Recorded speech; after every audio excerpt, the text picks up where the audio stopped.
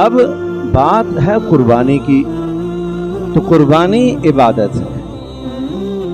قربانی کیا ہے؟ بولو پیارو، قربانی کیا ہے؟ عبادت۔ جب قربانی عبادت ہے تو عبادت کے لیے رسول اللہ صلی اللہ علیہ وسلم نے احکام دیے ہیں۔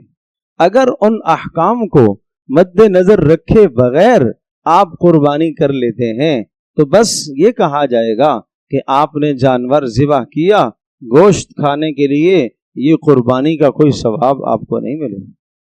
قربانی کے اتنے مسائل آپ نے بتلائے، اتنی تحقیق سے آپ نے تفصیل سے مسائل بتلائے کہ جانور کی خریداری سے ذبح تک، ذبح کے بعد گوشت کی تقسیم تک، گوشت کی تقسیم کیا، کھال کہاں لگانی ہے یہاں تک، کھال کی بات کیا، کھال کے بعد جو جانور کی گردن میں رسی ہے اس کو کیا کرنا ہے، یہاں تک کے تفصیلی مسائل رسول اللہ صلی اللہ علیہ وسلم نے سمجھائے۔